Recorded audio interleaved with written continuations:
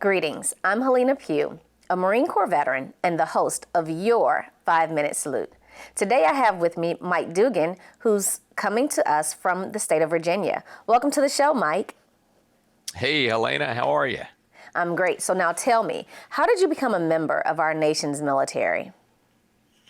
Good question. I, at a young age, after college, went in the United States Navy. I thought it'd be cool to fly airplanes. I thought I'd like to fly the F-14 Tomcat. That was a pretty popular plane back in the day. I was lucky enough to get a seat in the F-14 Tomcat, so I did that for about 8.5 years. Well, now, you know, it's kind of funny that you mentioned that Tomcat because that plane is so loved by everyone. I happen to be staying at NAS Jax right now, and they have one that they've decommissioned that's on display. And that is just one of the most visited aircrafts, you know, that's there. And even online, when I'm just talking to people, they love the Tomcat. So, what a great job you had. It's a pretty airplane. It's a pretty good dogfighter. Hollywood seems to like that airplane too. Yes, they do. So now, what is it that you do today with Commonwealth Consulting? I am a consultant. After the Navy, I spent about 25 years in corporate America, primarily as a sales executive and a VP of sales. Okay. So I learned a pretty important skill there, how to build a sales organization, which spans an entire country. And the key pieces to ensure that any company can meet, beat, and exceed its revenue number on a daily, monthly, or quarterly basis. And it's not rocket science, but it is a very repeatable science. Unfortunately, people in the small and mid-sized business world don't have that skill. I learned that skill in corporate America, so now I bring that to small and mid-sized businesses so they can beat their all-time sales record. And so these great CEOs and presidents can have something I call time and money freedom, time to do what you want to do, and the money with which to do it.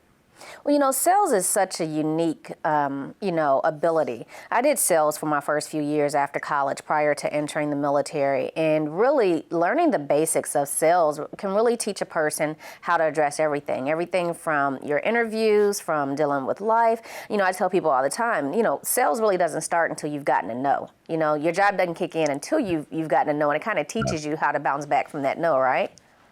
I love that. The sale begins at no quite often. They're telling you what they like, what their objections are. Right. What a lot of people don't know is that in corporate America, the number one specialty of those rising as CEO is often sales. And the reason for that, according to most of the literature, is because salespeople have to sell every day. And in a corporate environment, in that political environment, we need to sell our peers. We need to sell the board of directors. And that skill to convince others to go in your direction is an important skill for anybody rising to an executive level in any corporation, public or private. That's absolutely right. So now tell me, when you were transitioning from the military into a civilian post, what was something that you learned that you'd like to share with other veterans, or something that you wish you knew? Yeah, I guess the one of the greatest skills the military gave me was just do it. I didn't know how to fly an F-14. We read a book and then we just did it. And we learn by doing. And I believe that the answers come to us as we need them. Right. Our only need is to move forward. And if you just do it, move forward, break through what I call the terror barrier, feel the fear and do it anyway, that is the key to success in any environment, Hellena.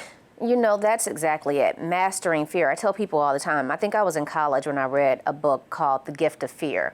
Knowing that, you know, fear is there. When you acknowledge that it's there, it's not telling you, oh, be afraid to run away, but it's really address it, you know, think logically about the situation, because most of the things that we fear logically aren't even going to happen. And if you can wrap your mind around that and push through, you can see yourself through just about anything.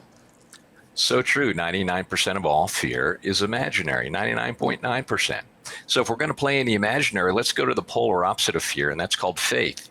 We can call it faith with a capital F if you believe in God. But if you don't believe in God, faith in yourself. If you're going to believe in the imaginary, believe on the positive side of that imaginary, and that's called faith. Both are imaginary. If you want to dabble in faith. I know that's right. Well, listen, Mike, I really appreciate you being here. You dropped some key nuggets today that's out there, especially for that veteran that's transitioning, that's not quite sure which way he wants to go. I tell you, one thing about sales, you'll know whether or not it's for you if you're eating hot dogs, if you're eating steaks. So you don't have to worry about knowing whether or not you can do it. I'm a Midwest girl, so I like steak, and I learned it. I did sales for almost 4 years. So, and those skills that I learned as a salesperson have really taken me throughout life. I love it. Salespeople are the fighter pilots of corporate America.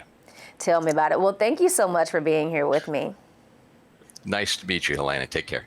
Excellent. Now, America, I'm going to drop Mike's information in the description of this video. So to learn more about him and to connect his company information, you're just going to click on that link. I do thank you for being here today, and we're going to ask you to render a salute of your own by liking and sharing this video. Thank you so much for your time, and we'll see you next week on the 5-Minute Salute.